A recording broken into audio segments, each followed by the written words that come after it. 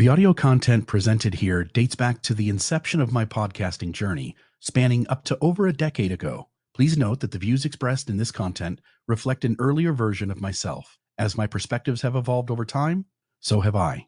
Listeners are encouraged to approach this material with awareness of its historical context. And now, on to what you've been waiting to hear. Amy Cartwright, welcome to Mormon Discussion Podcast. How are you today? Doing very well, thanks, Bill. Good. I'm glad to have you on today, Amy. And maybe just kind of some background for my listeners. You and I have been, I guess, internet friends, and I think pretty good internet friends here for about the last maybe year and a half. And I very much enjoy your perspective and views as a sister in the church and the experiences in which you've had. And so I've invited you on today, and glad that you could be with us to have a discussion about those experiences, the role of women in the church, and to get your point of view on some of the issues that are pertinent in today's church. But I want to start off by giving you just a moment to share just a brief bio about yourself so that my listeners can get a better feel for who you are. Sure. I have been a member of the church since, I was born in the covenant and raised by pretty Orthodox parents. And my mom's a convert to the church, so it was very important to her that we learn about receiving our own testimony of the gospel. And I grew up very much wanting and feeling a big part of Mormonism, and it's still very much, obviously, a way that I identify myself. But, I feel like my entire life has been one of trying to understand God and trying to understand my role in this world, primarily as a Mormon, but also as a daughter of God and a woman in the church and things like that. And so the majority of my life was pretty normal. As far as a Mormon girl goes, I went to BYU after a couple of years I went to a public university first for a couple of years, and then decided to transfer to BYU, and I got my undergraduate and then my master's in music performance with minors in theater critical studies, which I think really opened up my mind and my worldview, especially my minor. My research was in female bodies on stage in opera, and so obviously this kind of led me to a lot of feminist literature, which was really eye-opening to me to see how we had constructed gender, and even how we talk about what a female body means throughout the history of Western civilization. It was mind-blowing to me to realize that even how we talk about what women are as females, we're not talking about gender here, and I do see a difference between sex and gender, but that even how we construct female and male sexes has changed throughout the history of our civilization. So that, of course, led me to start to break down a few of my assumptions about women in the church. Mostly with things like I was taught that gender is eternal, and here I could say, I'm reading all of these accounts of what gender was in 13th century and through the Enlightenment and how that changed. And so that caused, I don't want to say a crack, but it definitely caused me to push back a little bit on how we talk about men and women and female, male, and the spectrum of gender. Growing up, I had a very, very black and white view of what it was to be a man versus what it was to be a woman, that these are women's jobs, these are men's jobs, I was in school band and I played girl instruments, not boy instruments kind of thing. And so that, it really broke that down for me. And I still am a very traditional female woman. I stay at home with my children. I enjoy lots of, quote, girly things, but I have been able to realize that that's my personal way of existing in this world and how I put on female and woman. And I began to realize that that's not how everybody is. And so that's what led me to Mormon feminism. Just this idea and understanding that to be woman means many, many, many different things, and it doesn't necessarily mean that all women are nurturers, or women want this or men want this, that there's a broad spectrum of who and what we are in this world, both as men and women, and wherever people might identify along the gender spectrum. Excellent. So there's no cookie cutter way that women or men need to fill an exact role in a certain way. I like that. And I hope that we can get into talking about some of your opinions and experiences relating to issues with sisters or women in the church, as well as maybe speaking briefly about the Ordain Women Movement. Before we launch into a discussion about Ordain Women, I just want to make it clear to all of your listeners that I'm not a spokesperson for Ordain Women. I come at this completely from my own experience as being a part of the group Ordain Women, but definitely not somebody who speaks on behalf of Ordain Women. All right, so let's jump into this, Amy. I wanna talk about various issues that obviously are important to you and important to sisters in the church, at least a group of sisters in the church who want to know what their divine potential is and want to know what God intends for them as their roles both within the church and the world and within exaltation. And so the first thing I wanted to hit on was talking a little bit about maybe some of these peripheral subjects and maybe just get a feel for some of them. So thinking maybe along doctrinal, logistical, personal reasons for desiring ordination, and which is the Ordained Women's, as a group, that's their impetus, which is to essentially put it on the table and request that leaders of the church consider, talk about, and pray about whether sisters in the church could be ordained to the priesthood. And so maybe if you just want to share with us for a little bit some of your thoughts on what are some of the reasons that sisters in the church do desire ordination to the priesthood. I think that will be really individual for each woman. What led me to considering the possibility and then the desire for ordination is multifaceted, but probably the first one that really, really influenced me was understanding that how we discipline women in the church is, I hope this doesn't upset your listeners, but I find it a bit reprehensible that a woman can be behind doors with 4 men alone, no other women who are a part of that council, if she has committed some sort of sin or has found herself in a position where she might be undergoing a disciplinary council. And so that was really concerning for me.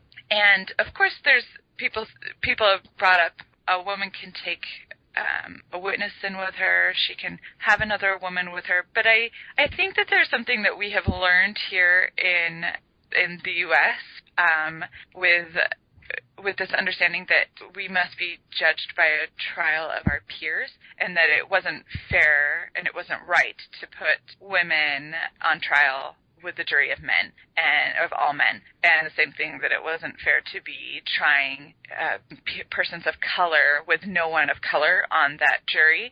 And I believe that it's because you bring different perspectives and understandings because of who we are in this world, that as a woman I experience the world differently than a man. And so as I was really troubled by this, and even on a smaller scale, I had been in worthiness interviews, especially as a youth, where questions were asked of me that were really disconcerting.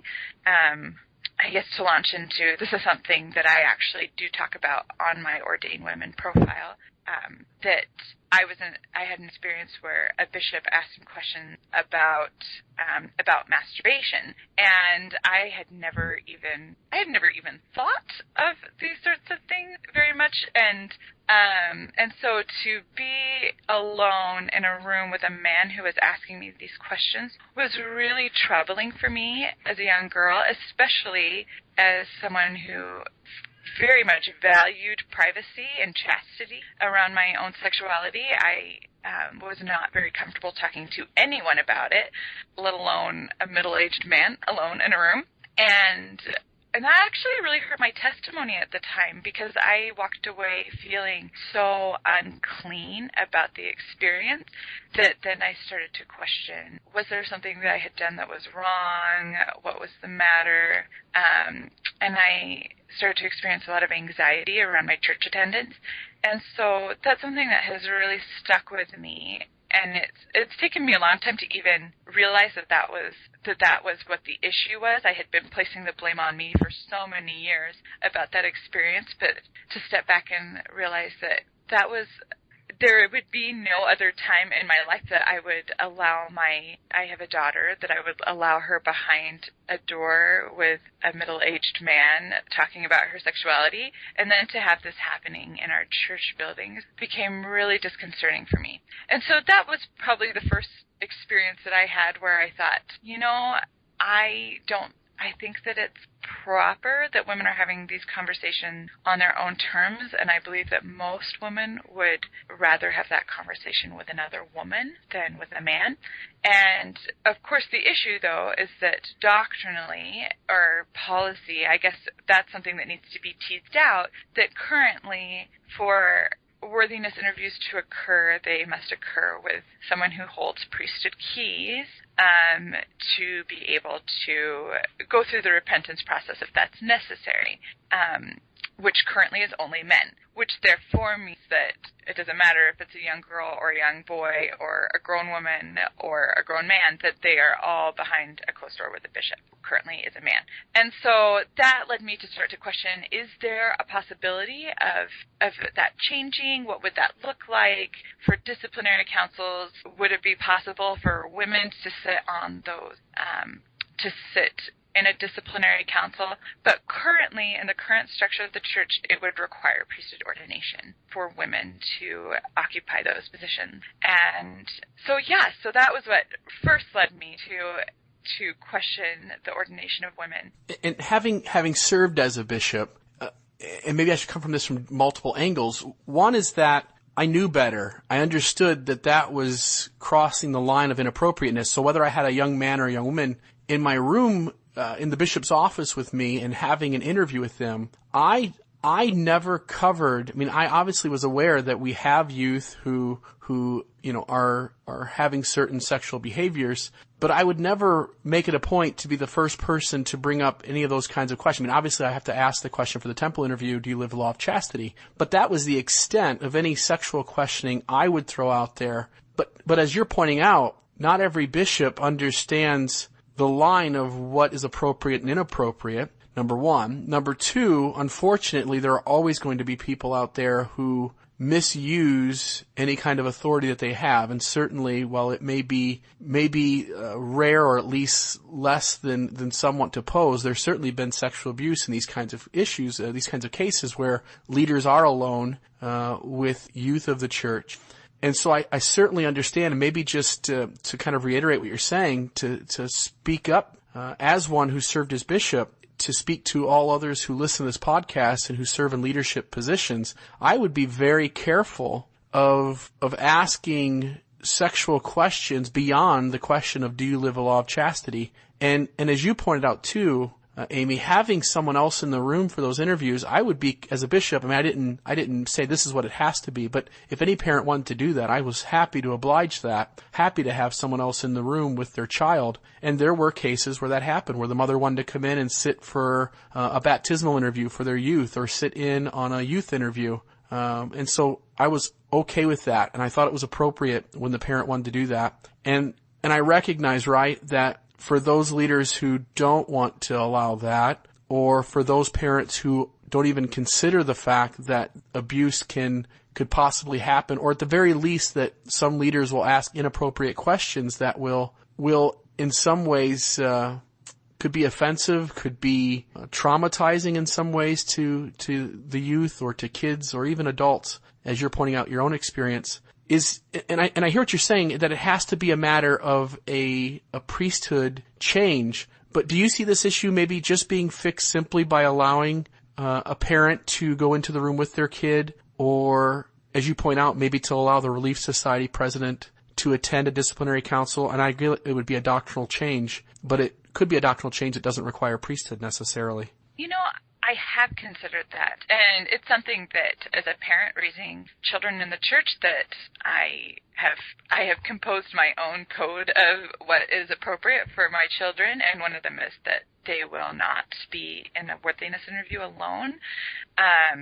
Whether that is me or as they get older, if they would prefer it be a friend, I'm okay with that, but that I am pretty adamant about the fact that those will not occur alone. I actually don't feel that fixes the problem, though. I feel like it's a Band-Aid, that it will help a bit, but the reality is that it's still, especially when it comes to disciplinary councils, it's still a jury of all men. And there is no other time in my life, if I was going to court today, if I did something wrong and needed to go to court, if there was a jury, it would have women on it, because as enlightened Westerners, we consider ourselves enlightened in some ways as far as our judicial system is concerned. We realize that that's really important. And I think that that's one of these things that actually, it's not that anybody's done anything wrong or has set this up maliciously.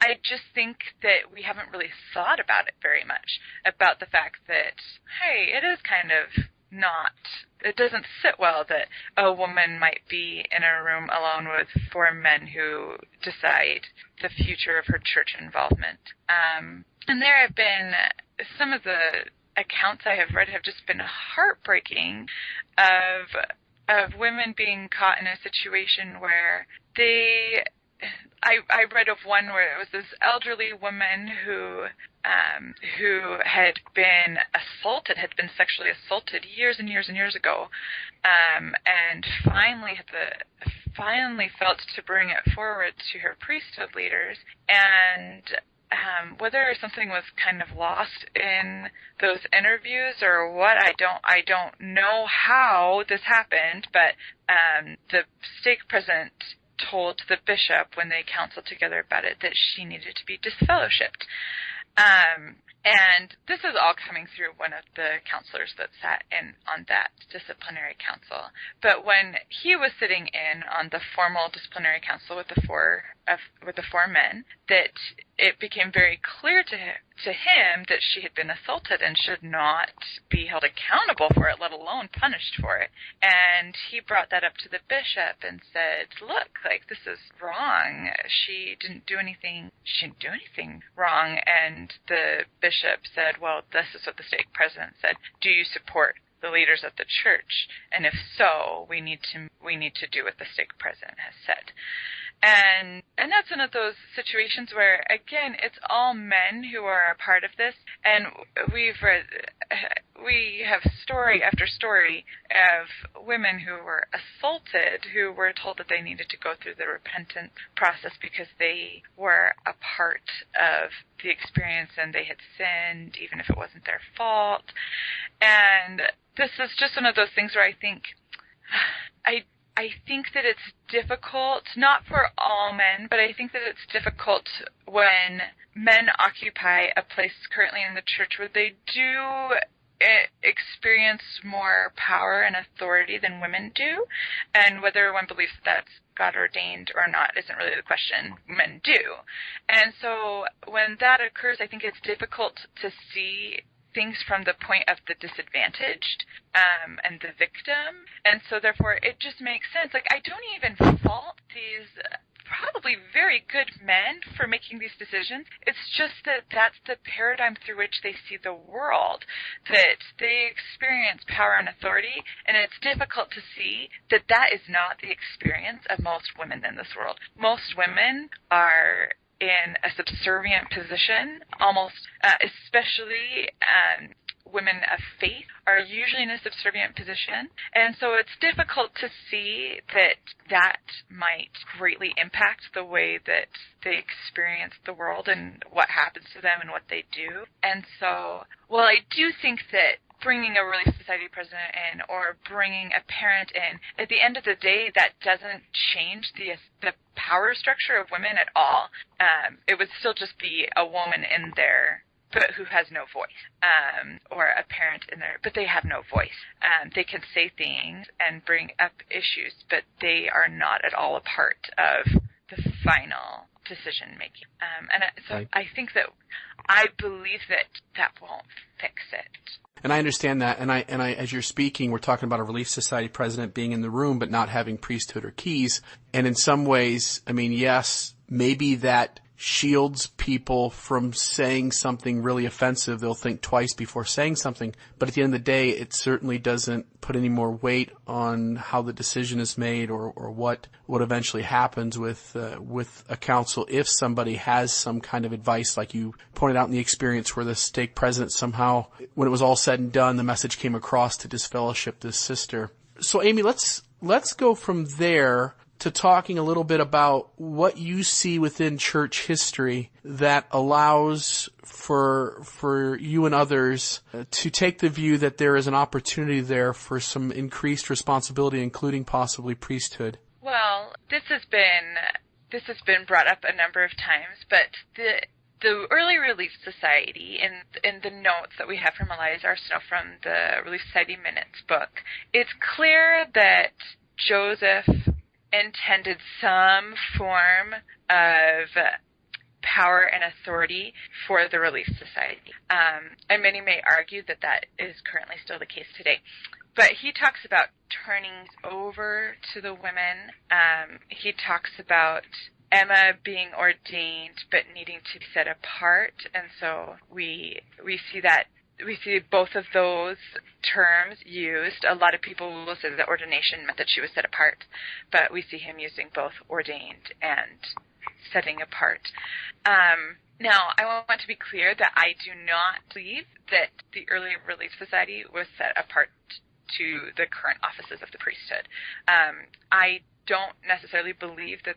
I think the historical record is interesting and can help us flesh out a bit more what priesthood might be, or what it could look like, or how expansive it is. But I will concede that the historical record does not say, look, women of the Early Relief Society were ordained to the offices of the priesthood, because it doesn't. For some people, that means that the discussion closed. I don't take that approach, because I don't think that we need to always look to history, to what can be, because the purpose of continuing revelation is to continue things forward, not to backpedal.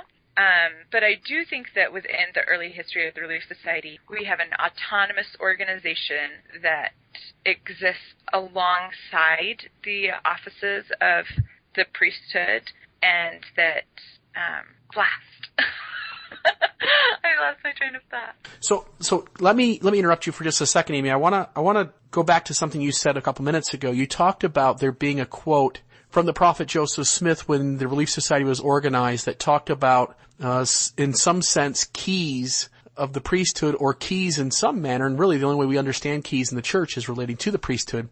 Do you have that quote handy, and would you mind sharing that with us? He said, "I now turn the key to you in the name of God, and this society shall rejoice, and knowledge and intelligence shall flow down from this time. This is the beginning of better days to the society."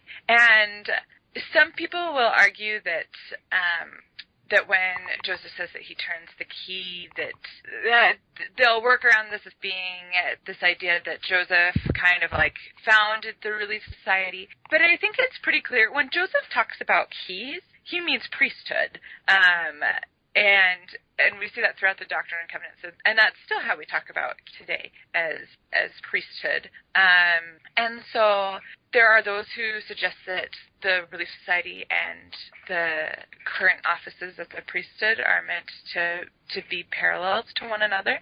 And I think that that's a compelling argument and a compelling way to look at things. Where I see this breaks down a little bit is where this goes today, that once upon a time in the early church, the Relief Society was an autonomous organization, and today falls under the umbrella of the priesthood. I mean, in every ward, the bishop is the one who has the final say on Relief Society budgets, who oversees the Relief Society. the first presidency oversee the Relief Society today. And that didn't always used to be the case, but it is the case today. So when it's talked about as parallel, that's something that I believe is a good first step, that I think that the Relief Society should be an autonomous organ. But my personal belief is that I find that to be really lovely for me because, again, I very much identify as a traditional woman who stays home with her children, who loves crafty things and things like that. And so the Relief Society is a very good fit for me as a woman, how it is currently set up. But I recognize, again, that the experience of gender is along a very large, is along a spectrum, and therefore I have a difficult time saying that because that works for me, that this will work for all women, that all women will fit nicely into this Relief Society, and all men will fit nicely into these priesthood offices. And so, people have asked me before how I feel about parallel priesthoods, which is the Relief Society holds their own priesthood, and the current male priesthood quorums hold a different priesthood. And for me, that works really well, again, but I recognize that is not the case for a good portion of our sisters and even brothers in the church, that things don't work along these binary lines so well. Right. I would love to be in Relief Society, if only for the reason that the sisters prepare lessons days in advance and our priesthood teachers prepare the night before. So at the very least, to be edified, I would love to sit in a Relief Society class and to listen to the lessons, because I feel in some ways that, as you're pointing out, these differences that we've created, and I'm making obviously a joke and being humorous, but these differences that we created have an impact on all of us that belong to that group. And so by me being a member of the priesthood, I'm blessed in some ways with certain advantages that I have, and I'm limited by certain disadvantages, and there's no way for me to capture the blessings that the other group has. And obviously I'm using a off the cuff, I guess, a silly answer to kind of show that idea. But you talked about this concept that things were not always that way, speaking about the Relief Society being under the direction of the priesthood, that it did stand alone on its own at one time. And I thought by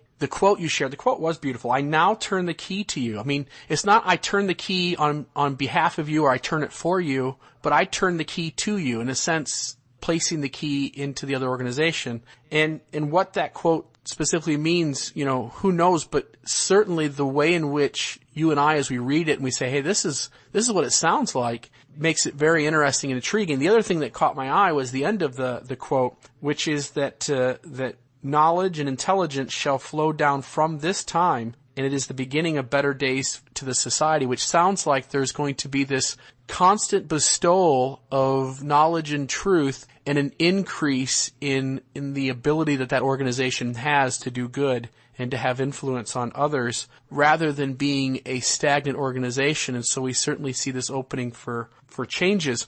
Talking about the Relief Society not always having been under the priesthood, I remember reading something in early church history where sisters in the church gave blessings, and I wondered if you're more aware of that. I mean, I just know from a surface understanding that it happened. Are you aware of maybe some of the details of what went on in early church history in regards to what roles sisters took on in officiating in capacities that, at least to our eyes today, would appear to be similar to priesthood functions? Yes. The women of the early church, one of the most beautiful accounts is of those, for me, is reading about these women who would anoint with oil their daughters, their sisters, as they were in childbirth and labor, and they would anoint them with oil, and they would bless them for that labor. And as a mother who has had children and been in labor, I remember when my husband was honey, I hope that you don't mind me sharing this. My husband and I had a doula and a female nurse, and I remember when my my doula, who is also a good friend, when she would leave the room, that it was just, I was terrified and suddenly very scared that there was something about having women in the room.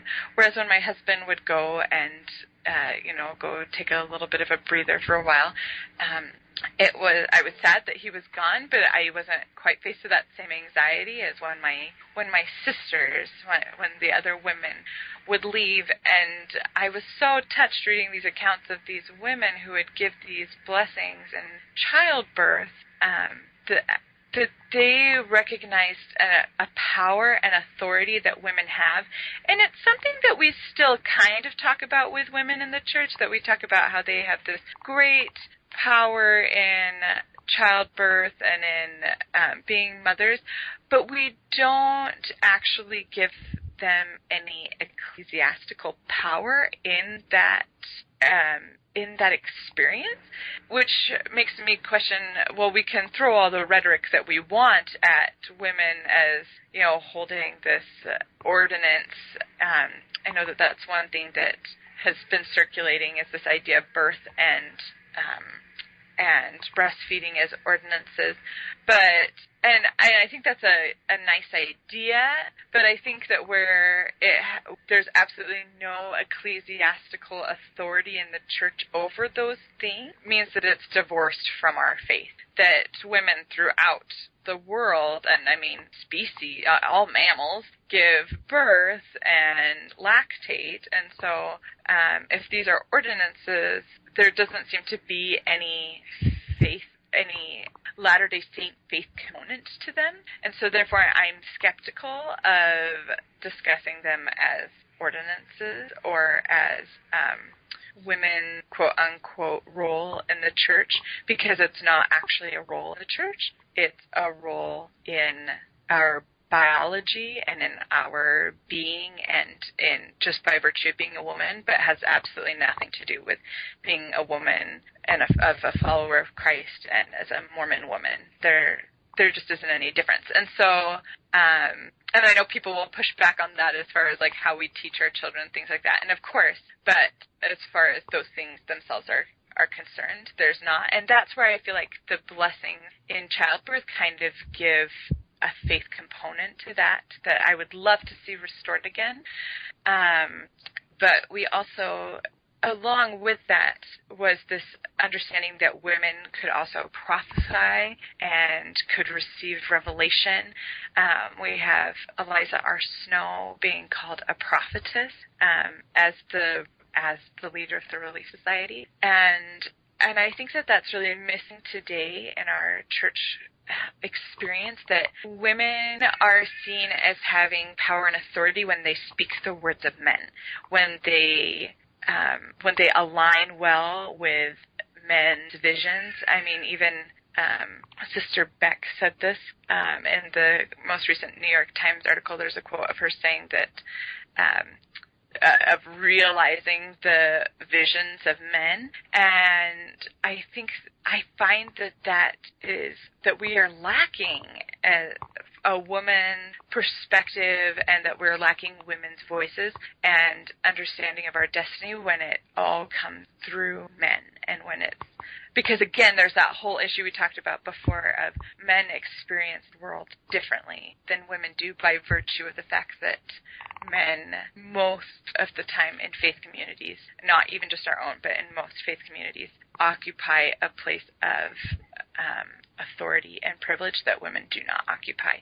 And so I find it difficult when teachings about women or the visions of women are coming mostly through men and then through women who echo those things, right, instead of being original about it. And so that's something else that I feel is really missing from our early days of the Relief Society, is this understanding that women, our power and authority is within themselves for their own organization versus coming down through a male priesthood line. Right. So for those who need to hear as a sister in the church, to hear a woman's voice in wording things, in structuring an idea in a way that the majority of sisters can adapt to and work with and understand.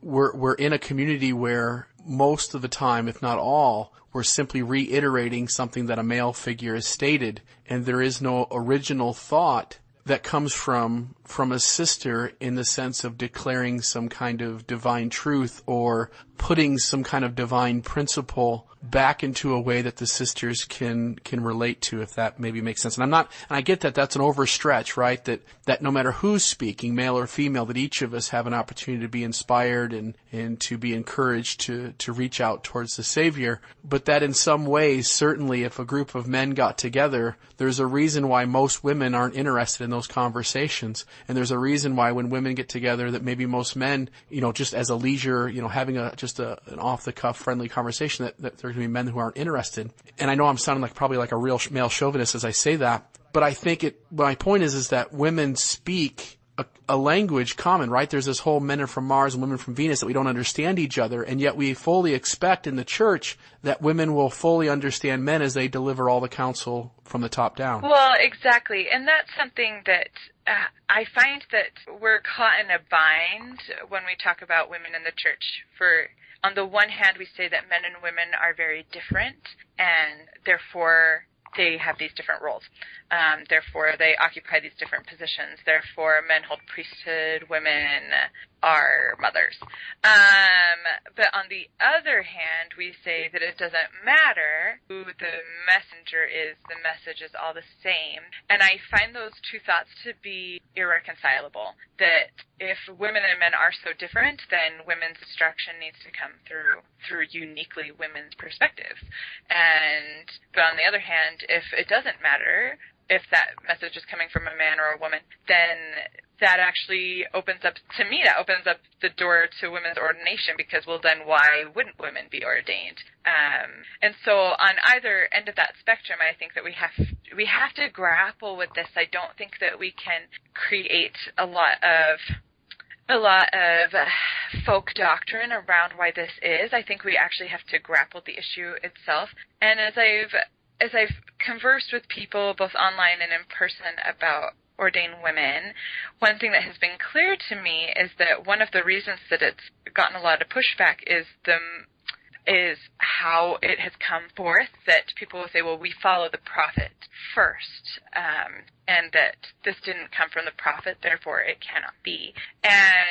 And that's actually what I find really frustrating, is that not that I don't believe it's important to follow prophets, because I do, but because it's coming from a uniquely woman's perspective and uniquely women thought and experience, that I actually believe that's one of the main reasons that it's getting a lot of pushback, is that if one of the members of the Quorum of the 12 had said these things first, then we wouldn't have as big of an issue with it.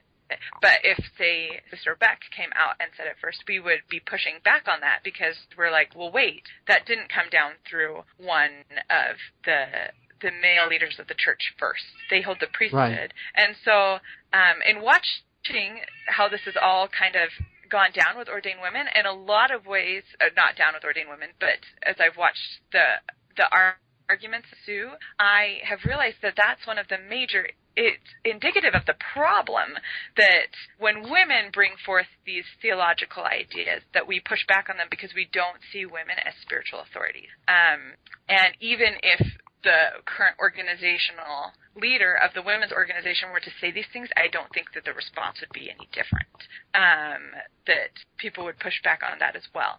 And that's something I've heard people talk about, the fact that the female leaders aren't coming forth with original ideas, and that the accusation has been leveled that sometimes the talks are not doctrinally engaging or interesting, and I think that that's because they're not supposed to be. Women are not supposed to occupy a place of spiritual authority in our minds, whereas men do.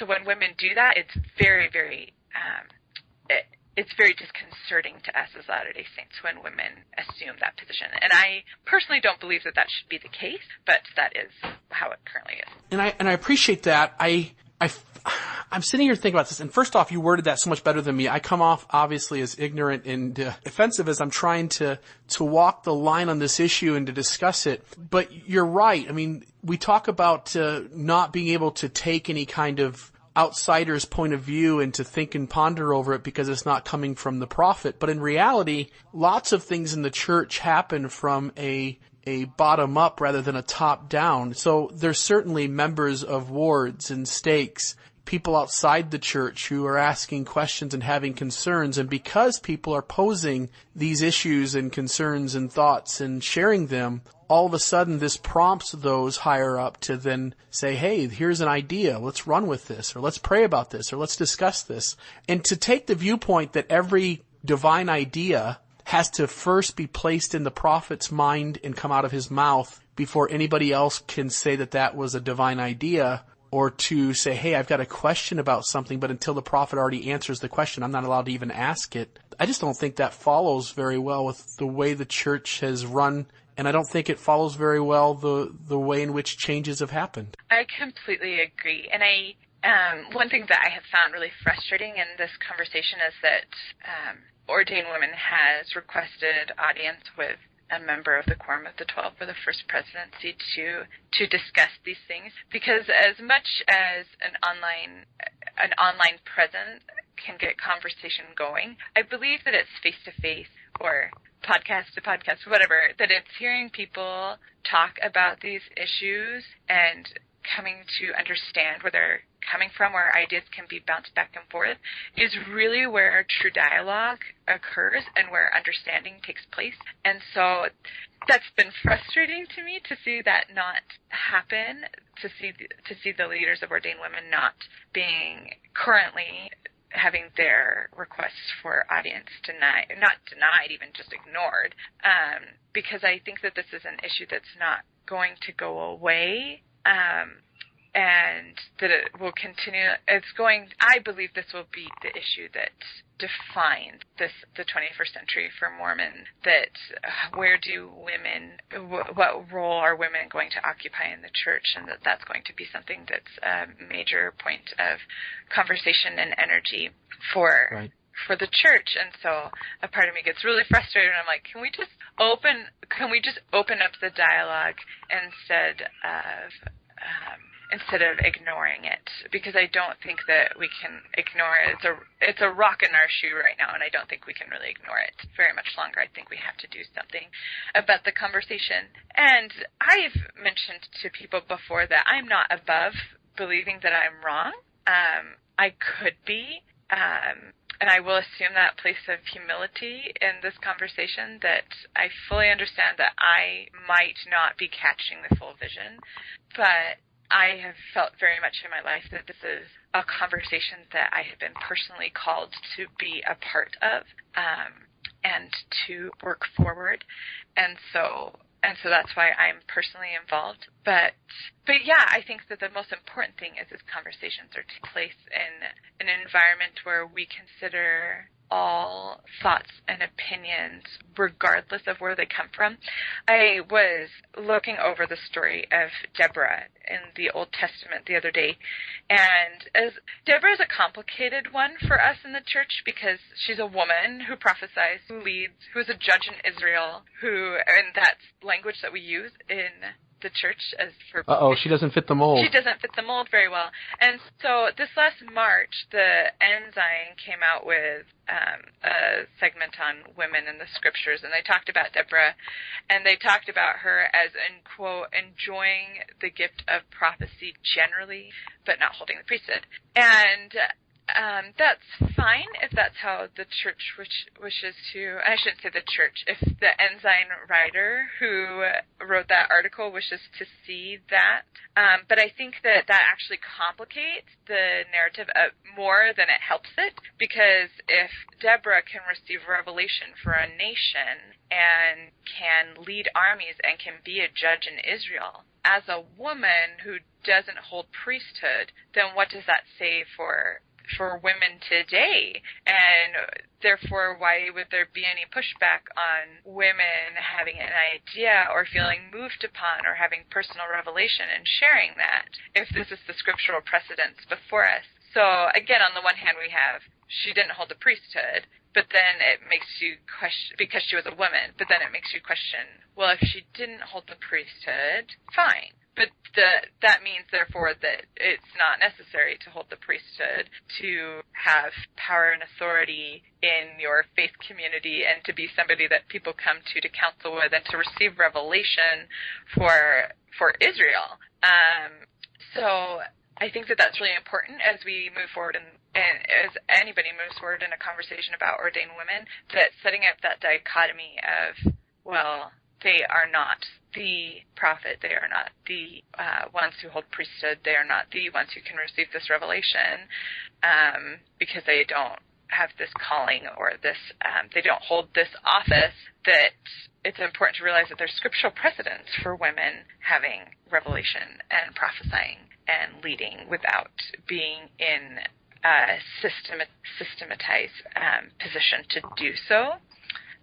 And that's something that's really difficult for us as Latter-day Saints to grapple with and to work with, because it doesn't fit how we usually think about how revelation comes about.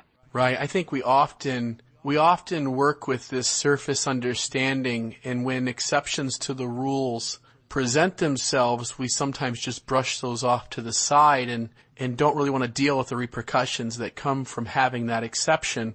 And so the one example that I would share just briefly would be the race issue. And so you had things being taught in the 1940s as being a doctrine and it being widely accepted among the leaders of the church as doctrine. And then now in the present day, we've disavowed those theories as racism. In applying that maybe to this situation, we look at where we're at perhaps on this issue and realize that just because we say something is doctrine today, or maybe we said it 50 years ago, that doesn't mean that God isn't going to reveal something new or to make some kind of change going forward. We were talking about healings and blessings taking place in early church history, and obviously today we still have some facet of women officiating within the priesthood. Now it occurs only in the temples today.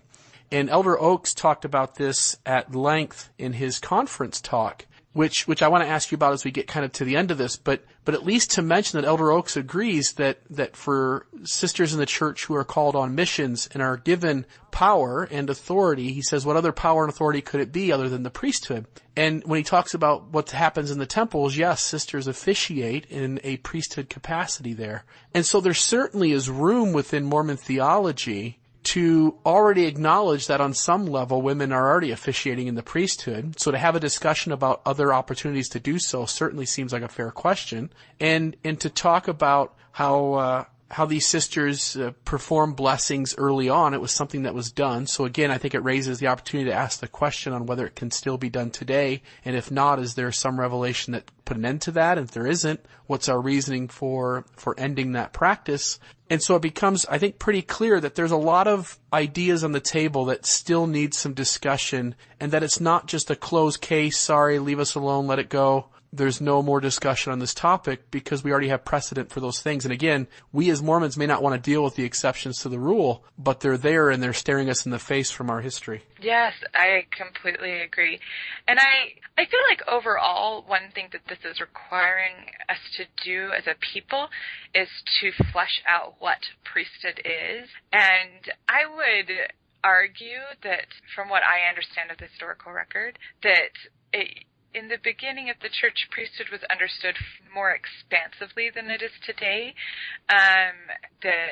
That priesthood, I don't quite know how to say this any nicer, but I feel like today we've reduced priesthood to a set of tasks to do, and that there's a part of what the priesthood is that has been missing in our discourse about it, that we talk about the priesthood being deacons who pass sacrament, or about it being priests who bless it, or about it being elders who preach the gospel and bishops who oversee wards and things like that. It's become very checklisty, and part of that makes sense to me as the church has grown so large that there's a need for order in the house of God.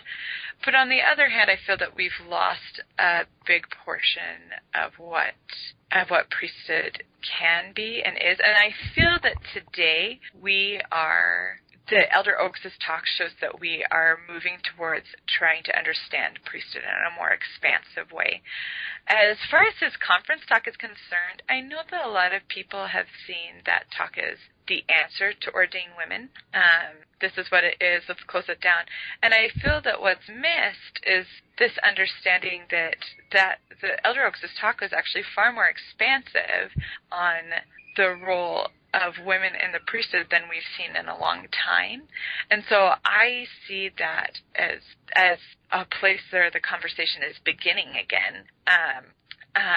I know that for those of your listeners who are familiar with Maxine Hanks, one of the things that she talked about she's been talked about quite a while ago was that as a missionary she felt that she had received the authority of the priesthood, and that was something that at the time was really pushed back against. And no, you are a woman, so you could not receive the authority of the priesthood. You might experience the power of it on your mission, but you don't hold the authority. And so for Elder Oaks to 20 years later come out and say sister missionaries, when they are on mission, of course they are experiencing the power and the authority of the priesthood, to me means that our conversation is starting to open up again.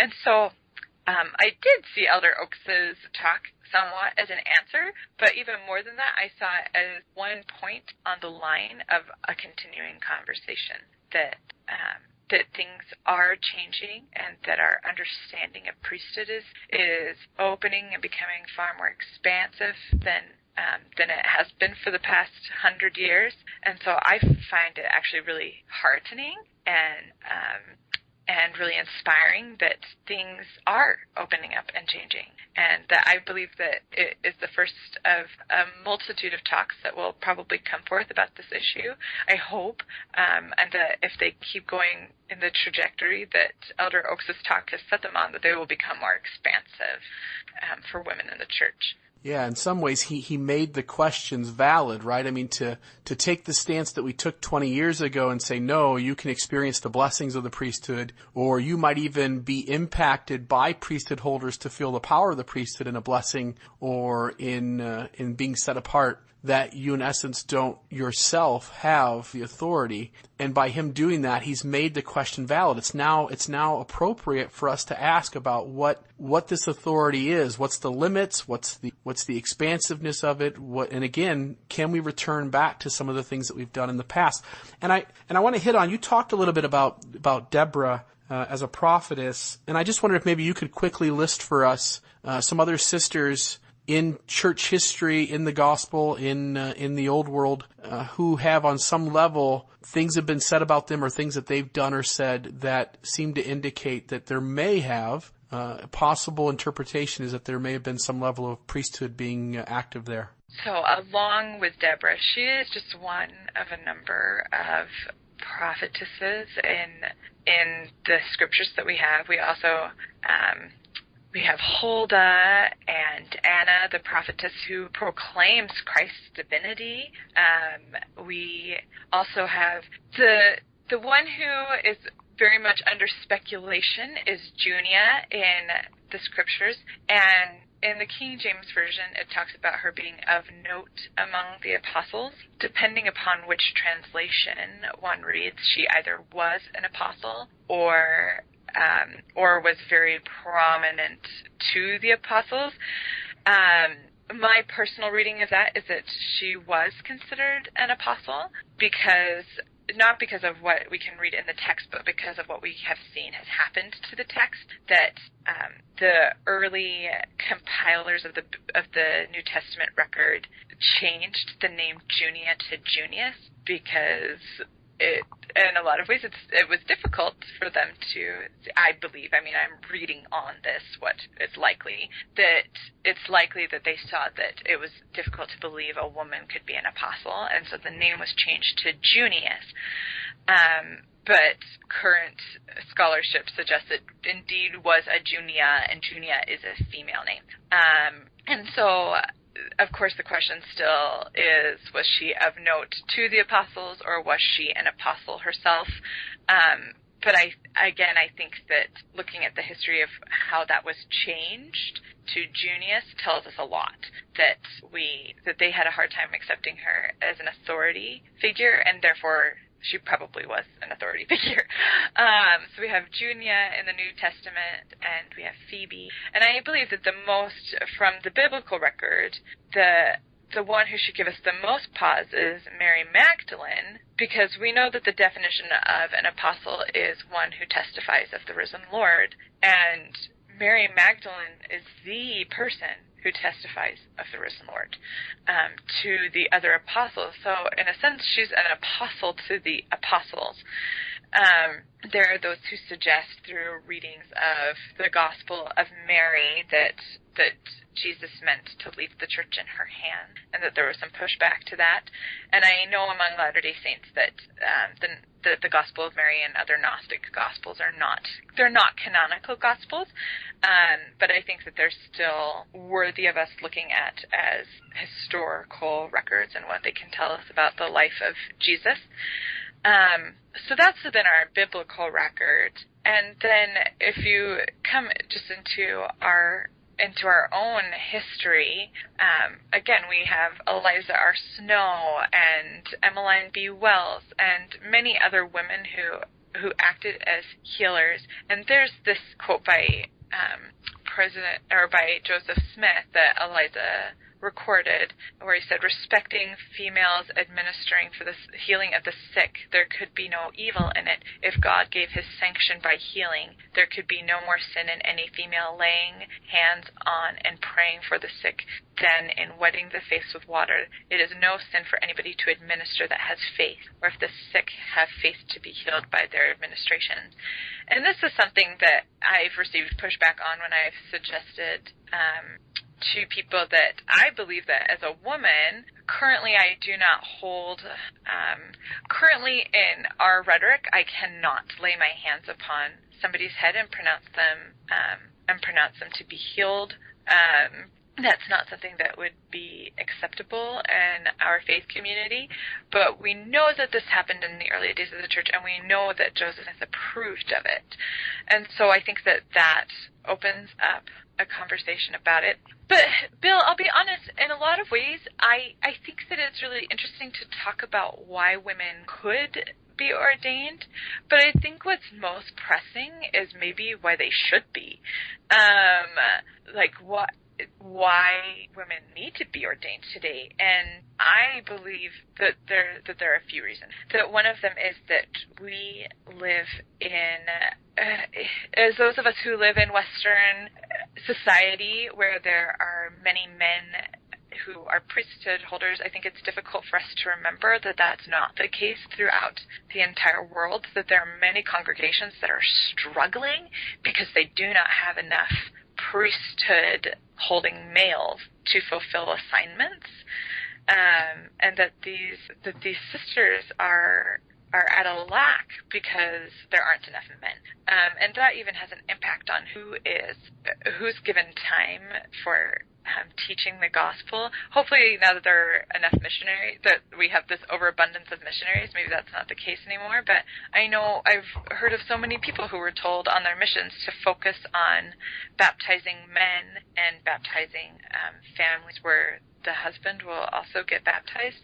And that just doesn't sit right in my soul, that if we believe that so many blessings come through the gospel, that we would be not allowing anyone who wanted to come in, regardless of being male or female, that there would be anything in the way of that happening simply because they aren't the right sex to hold the priesthood.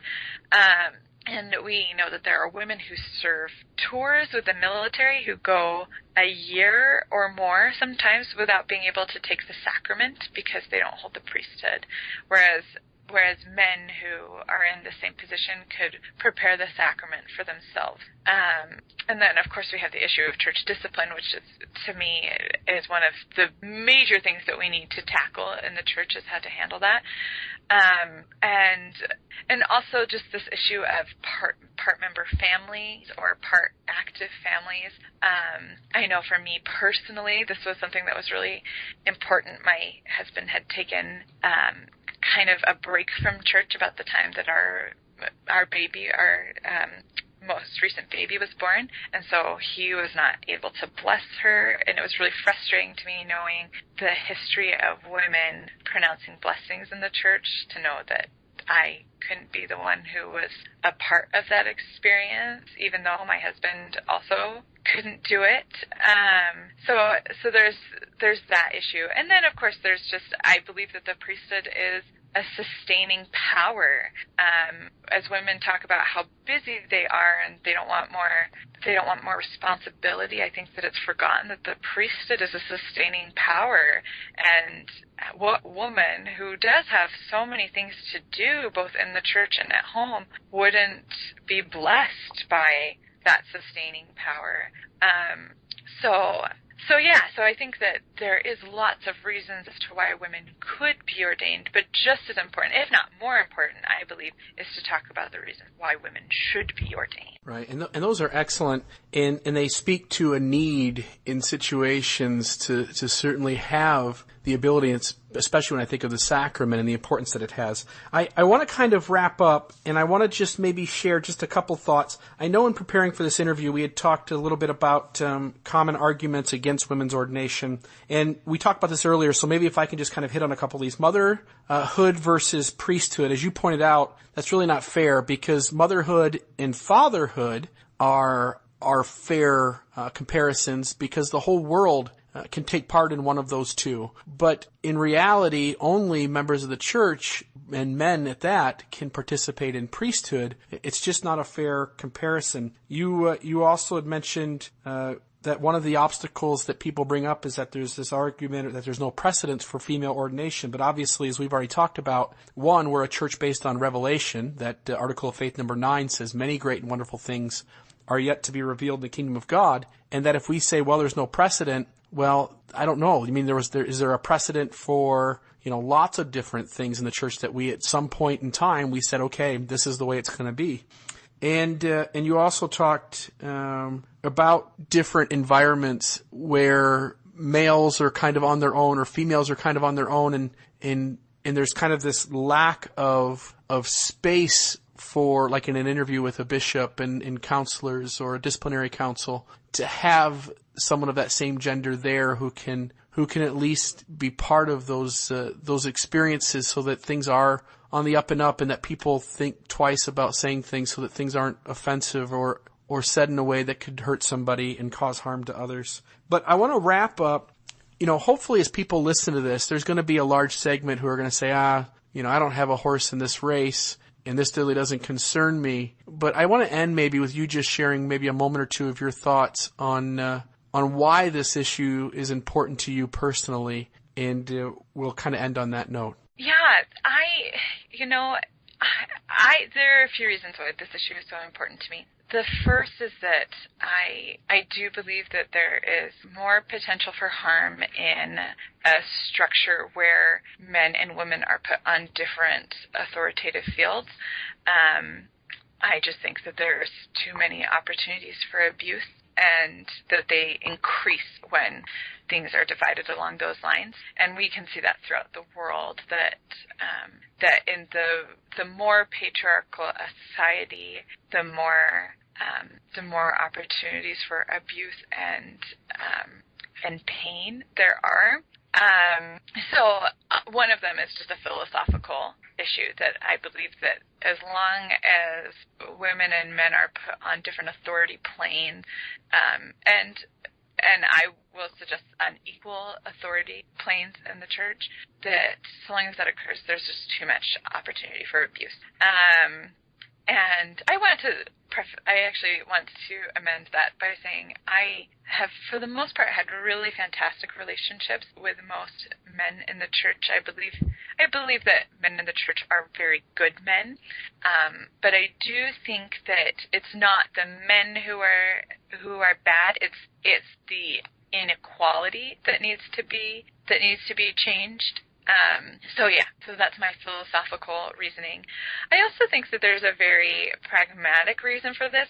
There are studies that show that when women have an equal voice at the table in communities and in governments and even in business organizations, that things thrive quite well, first of all, so it's not the downfall. I know a number of people who believe that if women were ordained, that it would be the downfall of the church, but that's not the case at all, that actually these communities thrive, but also that a lot of the needs of the community are met in a new way, and in ways that are effective. I think about as women have been brought to the table in the Western world, that we have very much worked on, and it's still a work in progress, but hunger in North America is so much less than it is other places in the world. And the United States has not always been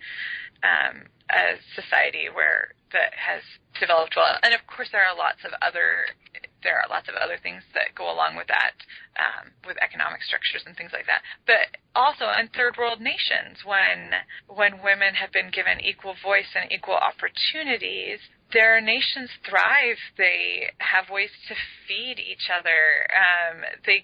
Women are the ones who, as the disadvantaged by power and authority, when granted authority, I believe, and sociologists would agree, most of them, that when you give women this power and authority, it elevates the entire community. And it solves problems that wouldn't be solved before, largely because you are eradicating a power structure that causes the harm that is brought about through starvation and things like that. In the church itself, I believe that one of the things that we're really missing is a focus on issues that are quite deep, environmental issues, issues of hunger throughout the world. And again, I want to be really clear that I don't fault, and I have great respect for the leaders of our church, but I believe that by not having women in on most of their councils and their meetings, that there's a lot that's missed.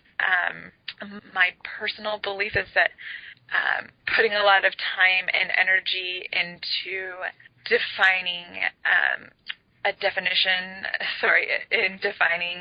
relationships may be well and noble and good, but that we've missed an opportunity to put that much time and energy into feeding the poor throughout the world, ending dehydration, education for boys and for girls, and things like that. And so I don't think that they've done anything wrong, but I do think that they have missed opportunities for more perspective, because just simply by the fact that there are so few women in comparison to men who make decisions in our church. Even down to the ward level, there are many women who sit in on ward councils, but the reality is that not a single one of those women can make a final decision. That everything must go through a male first, and that, again, if we truly believe that men and women are different, and I do believe that men and women experience this world differently because of the structure of our society, not necessarily because of who they are, but because of how our society has structured the experience of men and women, that when everything comes down to a man as having the final say, and men controlling all of the budgets, women have no financial responsibility in the church at all. I think that that's a structure that needs to be greatly re-examined. And so that's what I see a vision for a church that where these things enter the table again. We look at the Early Relief Society, and I mean, I'll be honest, I really envy it. I love the Relief Society today. I think it's a great organization, but I do feel that we are missing a good portion as to what the Early Relief Society was, which was administering relief. It's great to bring casseroles to moms who have had new babies and to people who have lost a loved one. But these women were running hospitals and providing education and doing a great humanitarian work. And we don't see that as much in the Relief Society today, and I believe it's largely because women aren't the ones in charge anymore, which to me just exemplifies what could happen if women were an equal voice at the table throughout all levels of the church, all the way up to the top. And I just foresee a better world, and one that will be brought about because women are brought to that table. And currently in our structure, that would require priesthood ordination. Perfect. And I appreciate that. And I hope that everybody listening today, that at the very least that you consider the issue, to think about it, to run through your mind some of the things that we've talked about, the quote from Joseph in regards to keys, thinking about the fact that women do officiate in a priesthood capacity in the temple, that they perform blessings early on, that there are situations in our world today where having priesthood would benefit the sisters of the church and allow each of us to have more opportunities and more blessings. Amy, I'm so grateful that you came on today, and again, I think this is an important issue, and I hope that everybody who listens at least understands that it's up for discussion, and that it's okay for us to ask questions and for us to think about this using our minds, using information, understanding this quest to grab at this issue and to make sense of it, and to see where we can go from here. And I'm grateful to the church for the changes that have been made with prayers and conference, with allowing sister missionaries to have a greater role in leadership on their missions, to allow the sisters in the church who lead in various capacities to have more of a visible presence. And so again, I see those changes happening. And again, Amy, thank you so much for being on. Thank you for having me on, Bill. It's been a pleasure.